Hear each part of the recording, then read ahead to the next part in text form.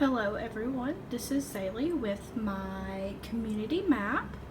I have decided to do my community map over the school in which I was born and raised. I went to the elementary school and junior high, and I almost said the cafeteria, went there a lot too, but I also went to the high school there.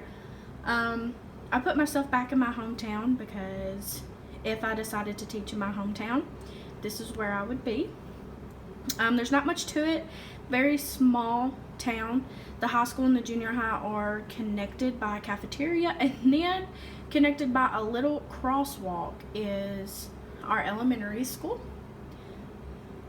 If you look to the side by the elementary school right here, we have a bunch of boxes, but those boxes are the starting of communities. Right there by the elementary school, we have a lot of I don't want to call it assisted living, but it's more of the almost like the projects, kind of. A lot of assisted living, and then it starts coming into more of a different neighborhood, more of the nicer part of Halls. Right here we have the start of our square, and in our square we have a bunch of small town businesses. There is, a barber shop. There is an Arnold's drugstore. Of course, the Halls library. Not much to it whatsoever. There's not really a whole lot of places to actually shop in Halls, just mainly places to get the necessities. We have Piggin' Out, which is a popular restaurant in Halls, one of the two restaurants in Halls.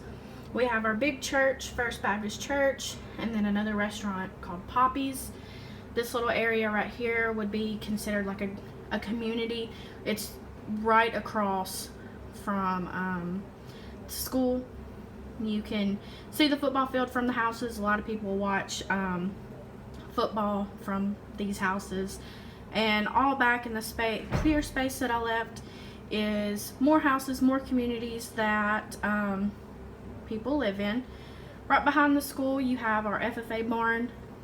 It's pretty self-explanatory. That's where all of FFA hosts their events, and sometimes they even rent it out to the public with a few minimal houses behind it.